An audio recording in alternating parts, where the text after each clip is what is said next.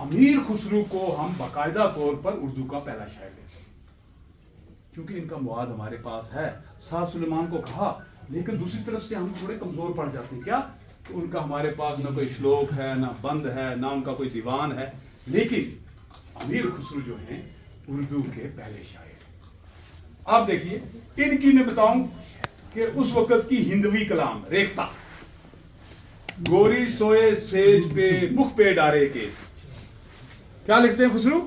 हजरत निजामुद्दीन की जब वफात होती है, हजरत निजामुद्दीन और मीर खुसरू के बीच में इतना जबरदस्त ताल्लुक था कि ये दोनों जो थे, हजरत निजामुद्दीन ने एक बार ये भी कहा कि अगर शरीयत इजाज़त दे हम दोनों को एक भी कब्र में दफन कर दिया जाए, सबसे बड़ा अहम और अच्छा मुद्दा। लेकिन 6 महीने पहले उनसे ये वफात पा। कौन? हजरत निजामुद्दीन औलिया। तो आपने मुर्शिद की वफात पर वो लिखते हैं, गोरी से सेज पे मुख पे डारे केस, चल खुसरू गर आपने सांझ बोई चंदेस। 6 महीने के बाद अमीर खुसरू भी इस दुनिया से चले जाते हैं। अब अमीर खुसरू जो हैं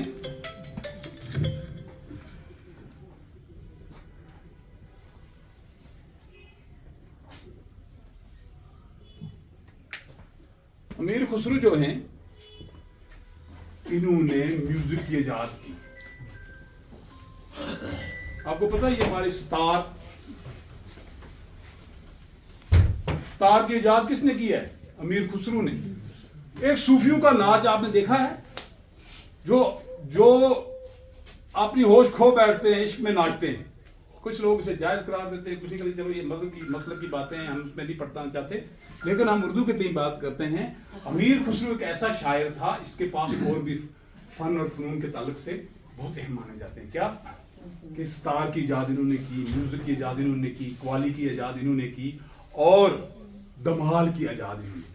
धमाल कहते हैं सूफियों के नाच, जैसे हम अंग्रेजी में जिसको डांस कहते हैं। अब ये लफ्जों का इस्तेमाल जो है, आप उस्ताद हैं, अगर आप कुछ लिखना चाहें, ये चीज मेरी याद रखना कि लफ्जों के दर्जे जानना। क्या जानना? दर्जे। हर लफ्ज के दर्जे होते हैं। अब कभी कभी इंसान मार खा जाता है। कैसे मार खा जाता है? लफ्जों का गलत इस्तेमाल। तो समझेंगे दिमाग का खास ख्याल, दिल यार वाला हथकार वाला। तो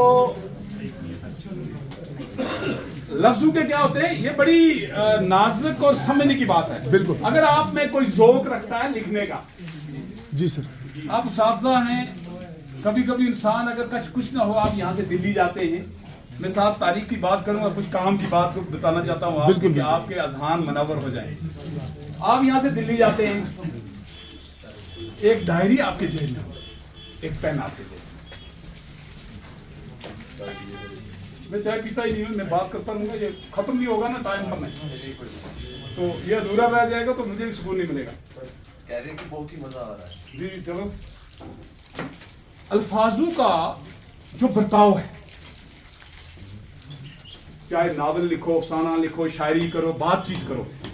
देखिए आप, हरियाणवी जुबान ऐसी है, हमारी हरियाणा की जुबान है जो बड़ी खड़ी और कड़क जुबान है, और नीचे ना आ जा तना दिखावे साला। अब वो लफ्ज हमारे यहाँ जो इस्तेमाल करेंगे, हमें तो घर वाले जूते मारेंगे, माशरे के लोग भी कहेंगे भाई क्या ये उस्ताद है, क्या जुबान इस्तेमाल कर रहे हैं। उनका लहजा ही वही है, जुबान ही वही है, क्योंकि हमारे उर्दू की तरह तबादले नहीं ना किए। भाई ठीक है, एक लफ्ज खड़ा है, एक लफ्ज स्कील है, भारी है, नहीं अदा हो रहा है, ट्रांसफर करो, मुंतकिल कर दो, उसकी जगह दूसरा ले लो, लफ्जों की कमी तो नहीं। अच्छा, फिर भी हमारे ये असूल मुरतब हुए कि लफ्ज अगर उर्दू के पास अपना नहीं है, जिस जबान से आप उर्दू में ला रहे वही करो।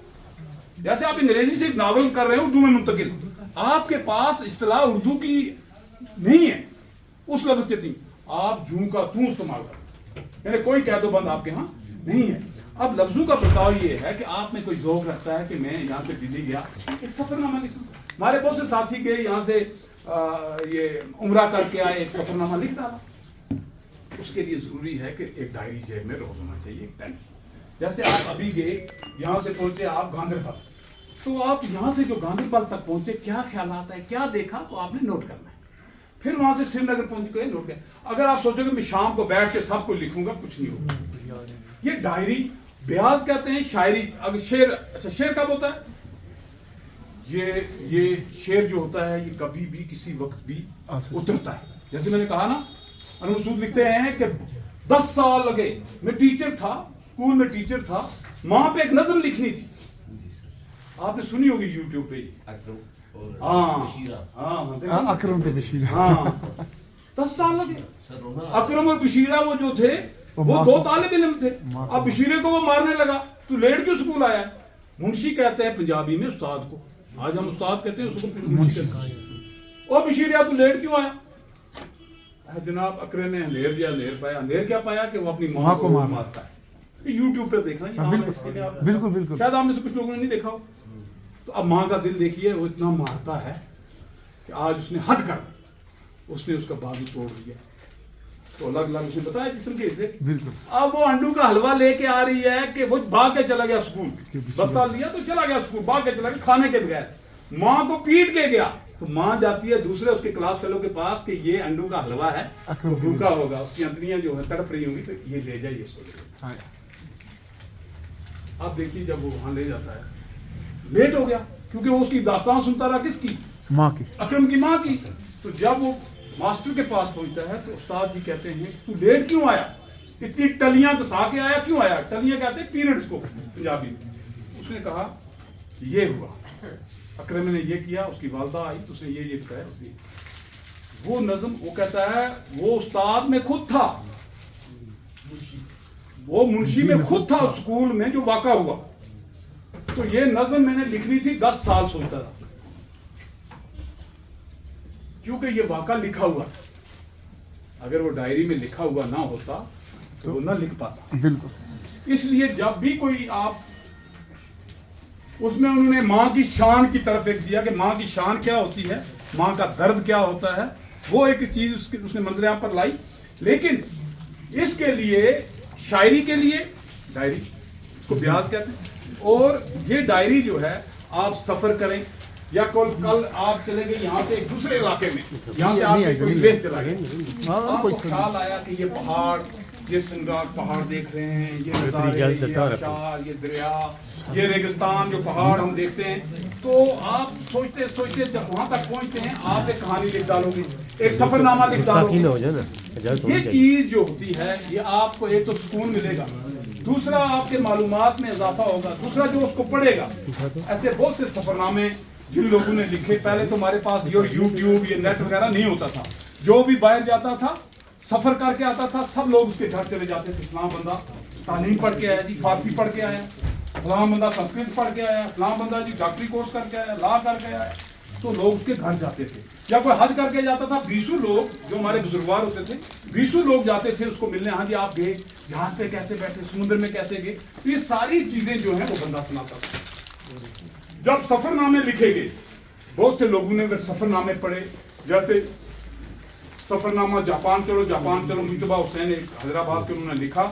تو وہ سفر نامہ ایسا تھا کہ جب جاپان کی اسے کیفیت لکھی کہ وہاں کے لوگ کتنے ایماندار ہیں. 120 سال عمر چھت پہ کل ٹھونس رہا ہے. ایمانداری کا کیا تقاضا کہ کبھی جھوٹ نہیں بولنا کبھی چوری نہیں کرنی. ہمارے یہاں گھٹالے پہ گھٹالے. تو ترقی کا راز کیا ہے اس نے سارا بتایا. ان لوگوں کا سلام کا طریقہ کیا ہے.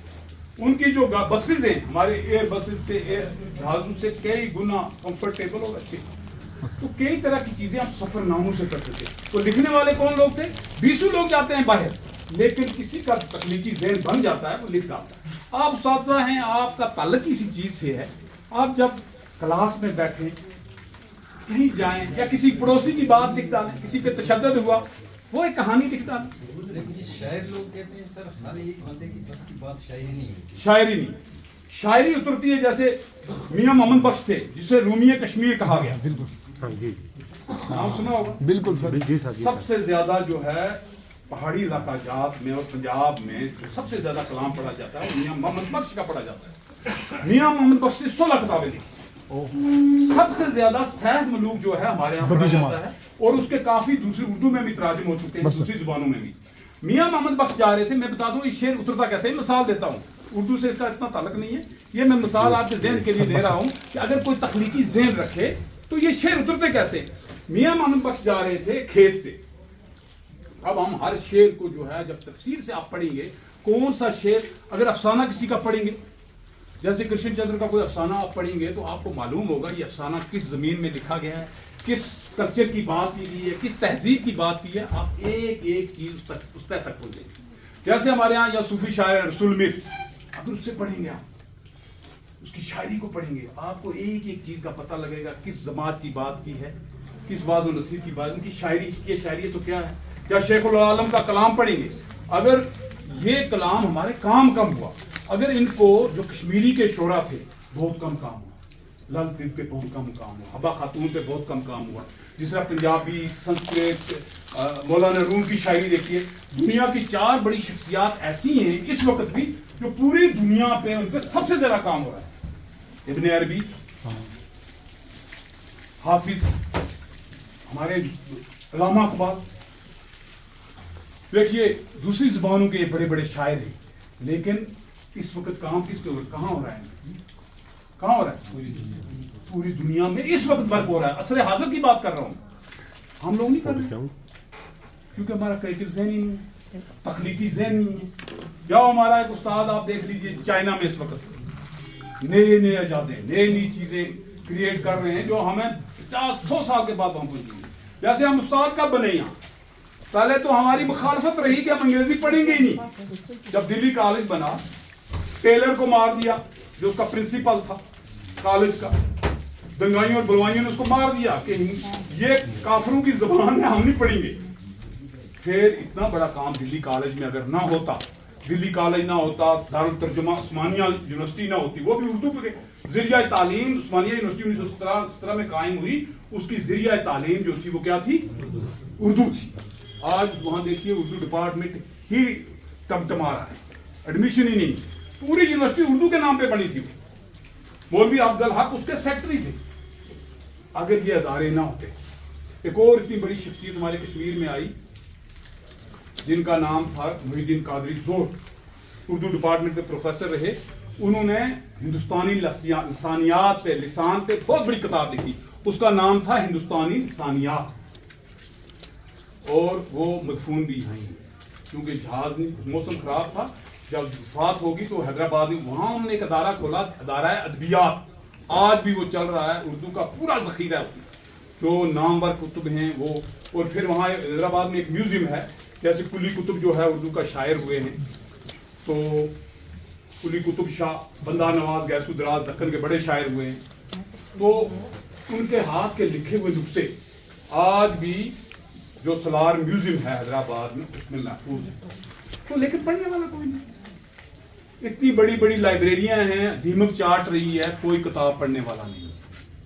ایون کہ اساتذہ بھی آپ پڑھا رہے ہیں, بس نیٹ دیکھا, اس پہ چیٹ جی پی ٹی آ گیا اور اس سے ایسے آ گئے ہیں, بس کلک کیا, آنسر کا جواب, سوال. کتاب پڑھنے کا کلچر ہی ختم ہو چکا ہے. تو ہوا یہ کہ ہمارے جو یہ صوفیہ تھے, اردو زبان کو, یہ کل کی زبان کو ان بڑی زبانوں میں کیسے لا دیا گیا کہ جتنی بھی ہماری قدیم اردو تھی 1917 سے پہلے, 1917 سے پہلے کی جو یہ زبان تھی, تو اس کو دھیرے دھیرے جو 17ویں صدی سے پہلے, 17ویں صدی 1700 تک جو یہ قدیم زبان تھی, اس کے جو الفاظ تھے وہ الفاظ جو زیادہ ثقیل ہیں, بھاری ہیں, گیٹ ہیں, ان الفاظوں کو ہٹا دیا گیا. اس کی جگہ آسان فہم الفاظوں کا استعمال کیا. اچھا, آسان ہی نہیں بلکہ شائستہ اور شستہ الفاظوں کا استعمال کیا. آپ دیکھیے امیر خسرو کے بعد جو دور شروع ہوتا ہے, بندہ نواز گیسو دراز. بندہ نواز گیسو دراز کو بہت سے لوگ امیر خسرو کا خلیفہ کہتے ہیں, ایسا نہیں ہے. بندہ نواز گیسو دراز کی جو مراج العاشقین ہے وہ کہتے ہیں اردو کی پہلی تصنیف. مراج العاشقین جو انہوں نے لکھی, اب جیسے صوفیہ نے جو لکھا, جو واز کیا, وہ سب باتیں دین کی. ہماری اردو کی جو تاریخ ہے یہ سب صوفیہ پہ ہے, اور صوفیہ نے جو کچھ بھی ان کی کارکردگی ہے وہ صرف کس کے تعلق سے ہے, دین کے تعلق, لوگوں کی اصلاح کے تعلق. تو جو مراج العاشقین ہے اس کی پہلی تصنیف. اور جب محمد بن تغلق अलाउद्दीन खिलजी जो उस आए, उन्होंने दक्कन पे हमला किया। फिर उसके बाद आए मोहम्मद बिन तुगलक। मोहम्मद बिन तुगलक ने 1327 में दिल्ली टू दौलताबाद मुंतकिल किया। दिल्ली पे जब हुकूमत कायम की तो कहते हैं दिल्ली में कोई उस्ताद, कोई जिस पेशा से जिसका ताल्लुक था, सबको क्या किया, मुंतकिल किया। किसकी तरफ? दौलताबाद। दौलताबाद एक शहर कायम कर दिया गया। और क्या सूफी, क्या शायर, कितने, क्या कोई दर्जी है, कहते हैं एक अंधा था, उसको भी पालकी में बिठा के, माजूर था, पालकी में बिठाकर उसको भी ले जाया गया। तो ये सारा आबाद कहाँ गया? अब देखते हैं हमारे बहुत से ऐसे मलफूजात हैं, ऐसे मुहावरे हैं। एक मुहावरा आपने सुना होगा, हनूज दिल्ली दूर। इसकी कोई तारीख जानते हैं? क्यों कहा गया, क्यों है? देखो उर्दू का कमाल क्या है, हैं? नादिर शाह के हमले पर थी। क्या थी मतलब? जो बादशाह था ना उस वक्त का, नाम भूल गया सर, उसको कहते थे ना उसके वजीर की, नादिर शाह का हमला हो गया है, नादिर शाह का हमला हो गया। वो मस्ती में, अपनी मस्ती में कहा था अभी दिल्ली, जब दिल्ली से दक्कन की तरफ मुंतकिल हुए ना सब सूफी, तो हजरत निजामुद्दीन को भी बुलावा आया कि तुम भी चलो, तो इन्होंने इनकार किया, मैं नहीं जाऊंगा। तो उसको कहा गया कि अगर नहीं आया तो हम आएंगे दिल्ली आपको लेने के लिए। उस वक्त उन्होंने कहा हनूर दिल्ली दूर है, दिल्ली बहुत दूर है। कहते हैं वो बादशाह आने से पहले ही मर गया था, वहां नहीं पहुंच पाया। तो कहने का मतलब है हमारे यहाँ जो मुहावरे इस्तेमाल होते हैं, जैसे हम कहते हैं वन वर्ड सब्स्टिट्यूशन, कभी कभी हम एक लफ्ज का इस्तेमाल करते हैं, आप सारी बात समझ जाओगे। जैसे हमारे पास ऐसे ना अंगूर खट्टे हैं, हम कहते हैं, या पहलियां हमारे, जैसे आप बीसू का सर काटा, ना मारा ना खून किया, क्या है ये? इसको हम पहली कहते हैं। पहली समझते हैं? हाँ बिल्कुल सर। हम पंजाबी में, पहाड़ी में कहते हैं बजारत। हम बजाता। आप पता नहीं कश्मीरी में क्या कहते हैं? तो अब मैंने एक आपको डाली, जैसे जस्ट टू डिस्कशन के लिए आपका कंसेप्ट क्लियर हो कि पहली क्या होती है। बीसू का सर काटा, ना मारा ना खून किया, क्या हो सकता है? ये उर्दू की पहली है और आप सबके पास है। 20 नाखन है, हम इनका सर काटते हैं, तराशते ना नाखन। बिल्कुल। बीसू का सर काटा, ना मारा ना खून किया। तो कहने का मतलब यह है कि अमीर खुसरू ने के दौर में पहलियां, मुकरनियां, अच्छा माये, ये टर्म भी अब खत्म होती जा रही है। बिल्कुल। पाकिस्तान माये जो हैं ये भी उर्दू की टर्म है। आज हमारे यहाँ जदीद टर्में आनी शुरू हो गई।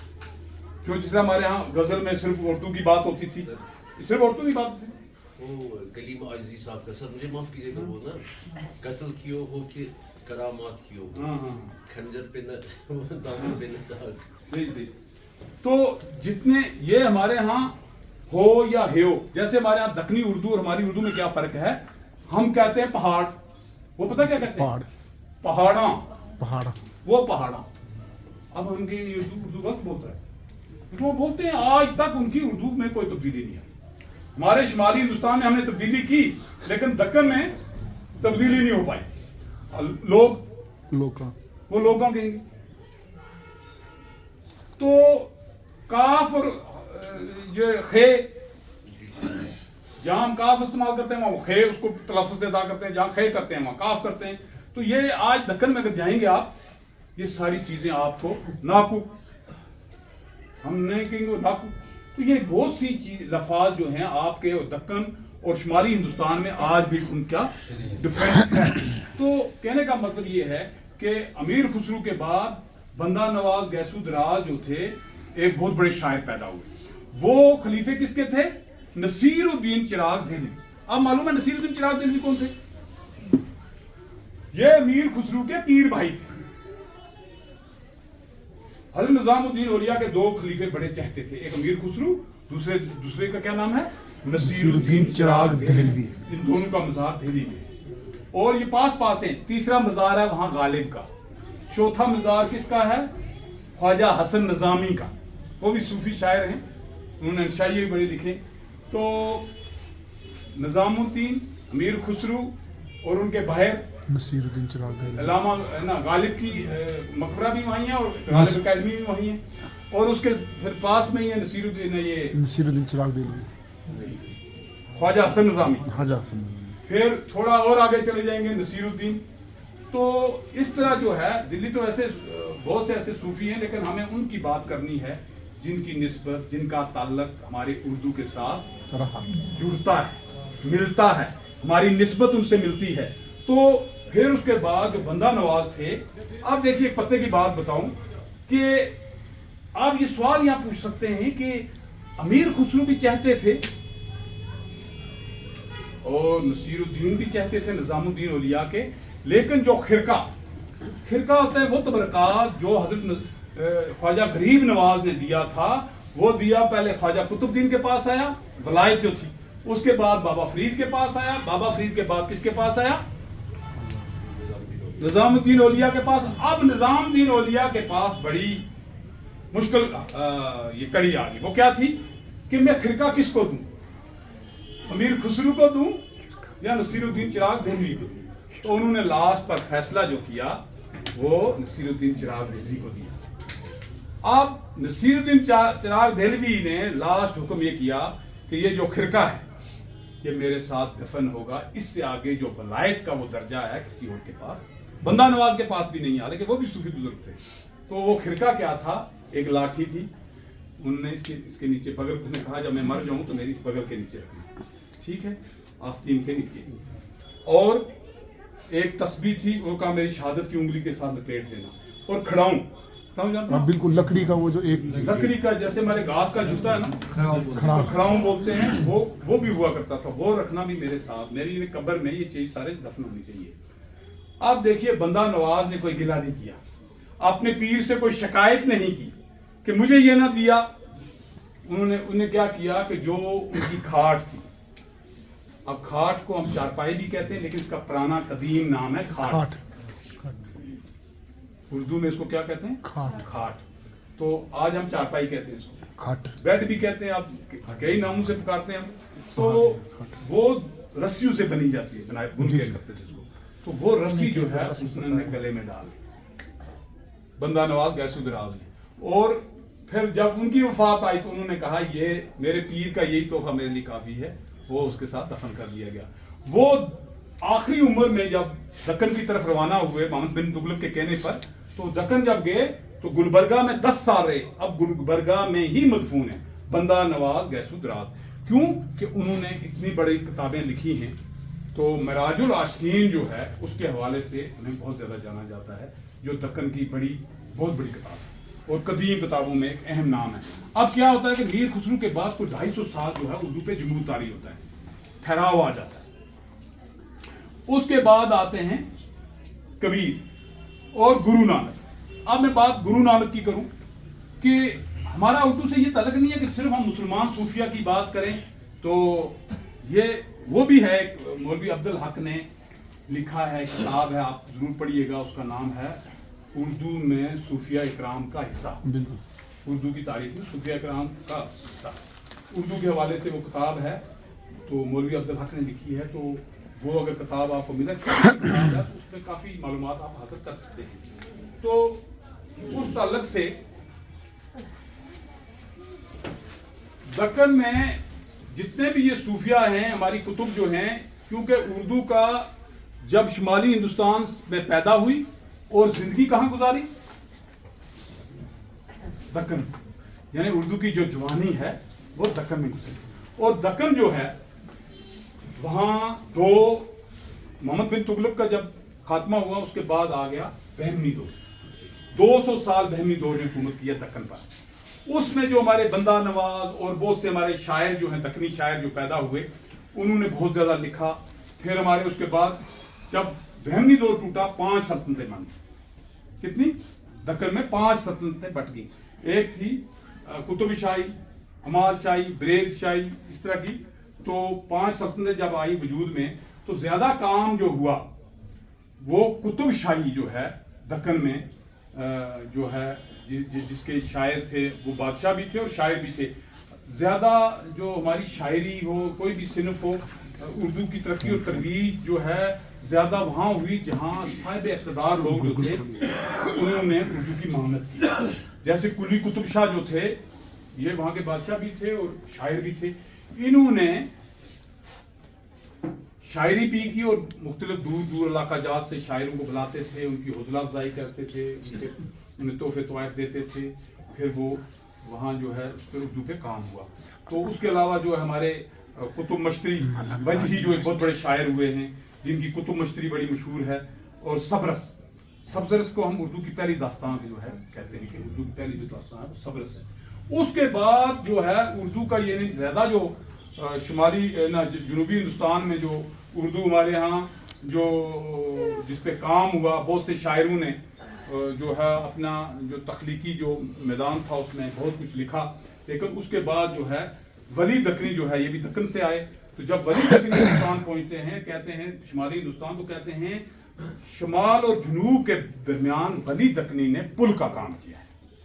तो वली दक्कनी जब दिल्ली आए तो उस वक़्त यहाँ ज़्यादातर फारसी बोली जाती थी, लेकिन उनके आने से गली कूचों में आस्ता आस्ता जो है उर्दू का बदलाव आया 17वीं सदी के बाद, और फिर धीरे धीरे जो है उर्दू जो है परवान चढ़ती गई, और 17वीं सदी तक जो है क्या कहते हैं इसको करबल कथा, तो और दूसरे जो है हमारे यहाँ बहुत सी ऐसी किताबें जो हमारे शुमाली हिंदुस्तान में तसनीफ़ हुई, लेकिन उससे पहले जो है हमारे गुरु नानक, और दो का मैं जिक्र करता हूँ कि गुरु नानक जो थे ये पंजाबी के शायर थे, लेकिन कबीर और गुरु नानक दोनों पे जो है इनकी मौत का जो वाक़ा बताते हैं कि इन दोनों की जो है वफात जो हुई बड़ी मुतनाज़ हुई, उस पर बड़ा तनाज़ा हुआ। वो क्या हुआ कि गुरु नानक का भी ये बताते हैं कि मुसलमान कहने लगे ये क्या है, दफनाना है, ये क्या है, मुसलमान है, हिंदू कहने लगे ये हिंदू है। तो अब उन्हें पंजाबी के शायर थे, उनके बहुत सी जो बोर का जो उनका ग्रंथ साहब है उसमें तो उनका बहुत बड़ा कलाम है, तो उनके भी शायर देखिए उन्होंने के एक तो उन्होंने शुरू में जो ग्रंथ साहब के लिखा हुआ है कि अवल अल्लाह नूर पाया कुदरत दे सब बंदे, एक नूर ते कुल जग पुजा कौन भले कौन मासूम, कि अल्लाह एक है। अब सिख मजहब एक ऐसा है कि वो अल्लाह को दूसरा अल्लाह नहीं मानते, गुरु आपने मानते हैं, जिस तरह हम अल्लाह को अल्लाह मानते हैं, नबी को नबी मानते हैं, इसी तरह वो गुरु को गुरु मानते हैं, लेकिन एक ओंकार अल्लाह एक है, वो खुदा जो है सिख धर्म वाले एक ही को मानते हैं। आप देखिए कि गुरु नानक जो थे ये सिख मजहब के बानी थे, और इनकी शायरी देखिए, अव्वल नाम खुदाई दा दूजा नाम रसूल, कहते हैं पहला नाम अल्लाह का फिर दूसरा रसूल का। वो बड़े मुतकिद थे, मक्का शरीफ भी गए, ईरान का सफर भी किया, दुनिया के बड़े असफार किए, और लास्ट में कहते हैं नानक दुखिया सब संसार। फिर मर्दाना था, उनको अक्सर कहते रहते देख मर्दानिया, नानक दुखिया सब संसार के पूरी दुनिया पे वो गए, लेकिन उन्हें कोई सुखी नजर ना आया, हर तरफ दुखी।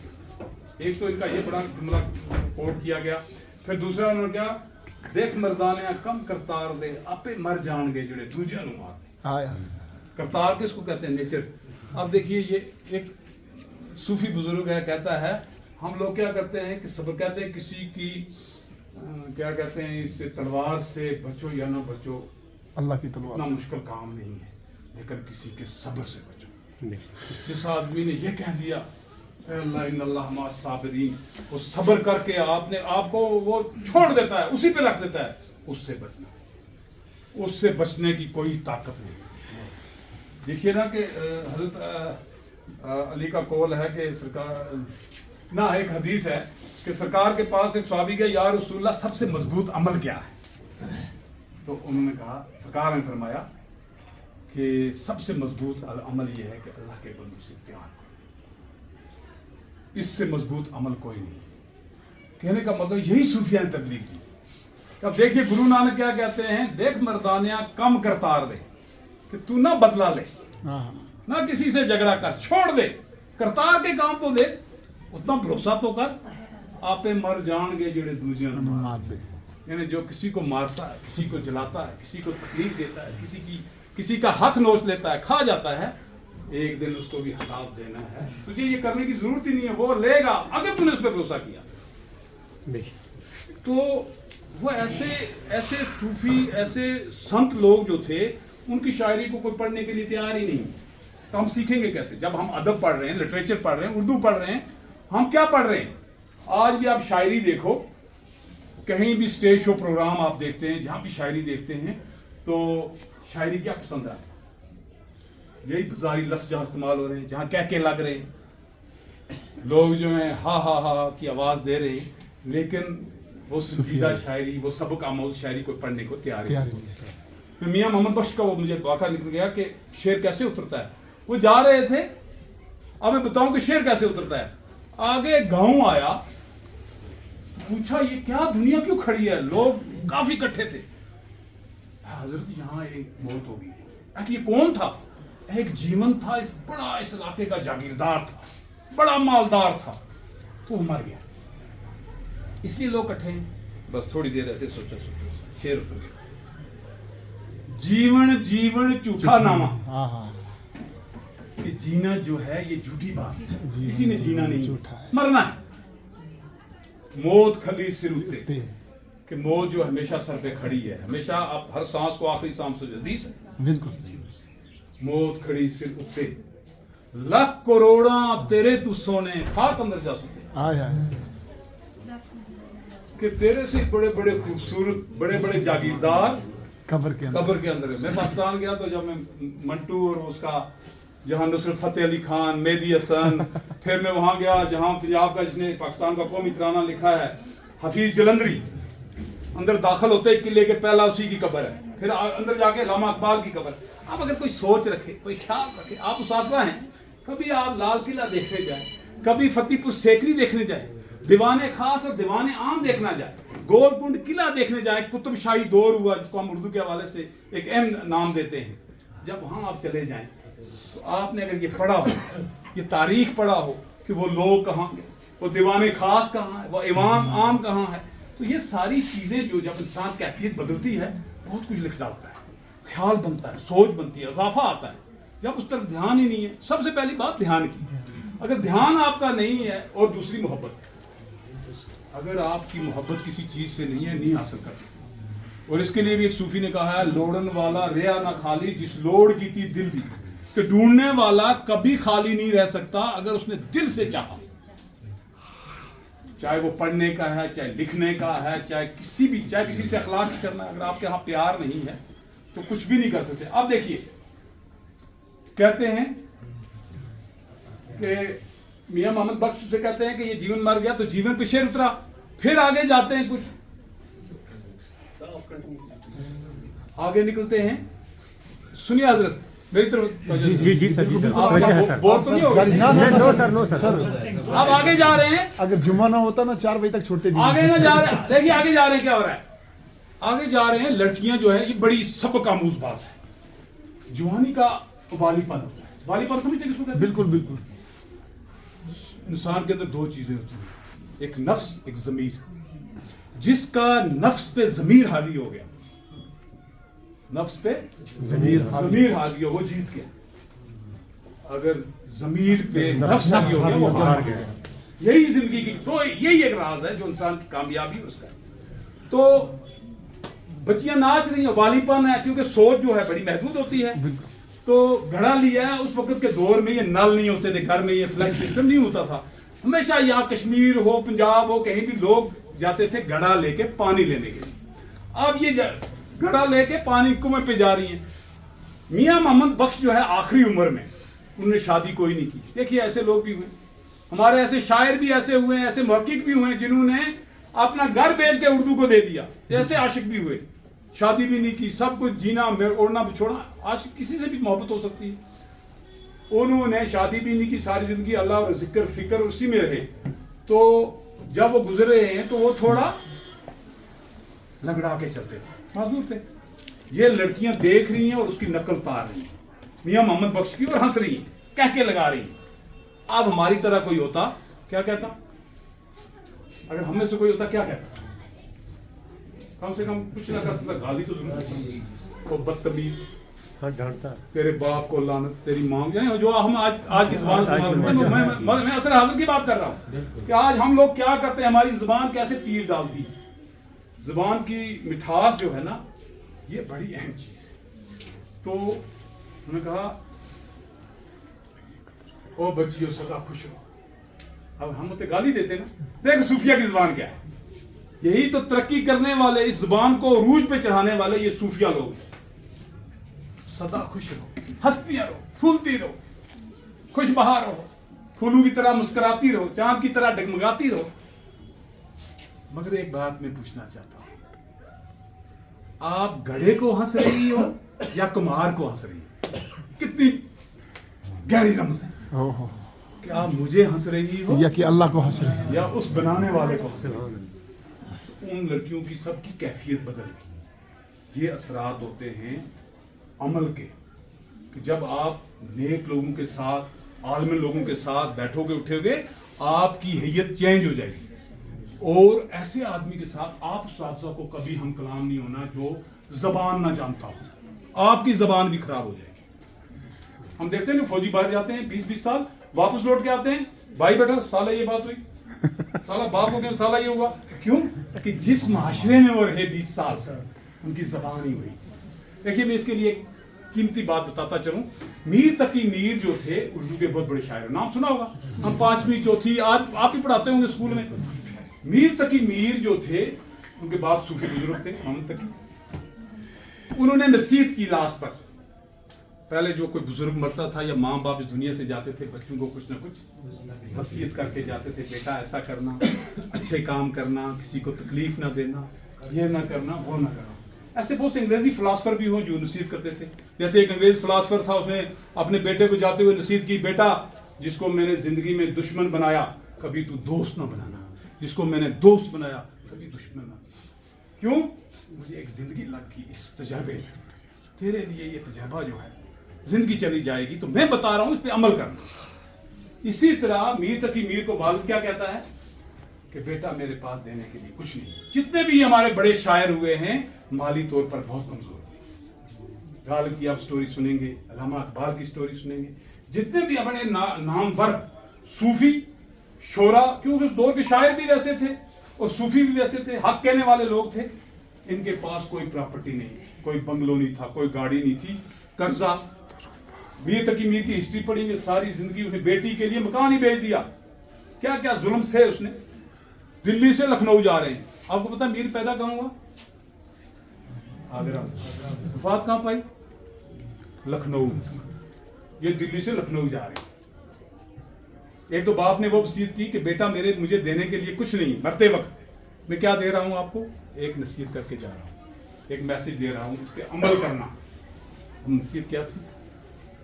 लोगों से मोहब्बत करना, और जो तू शायरी करेगा वो मोहब्बत और इश्क वाली शायरी करना। सारी जिंदगी जो मीर की शायरी है, उसका निचोड़ जो है वो इश्किया शायरी है। और एक तो वो अमल किया उसने, तो नहीं पढ़ते छोटी क्लास में भी, उल्टी होगी, सब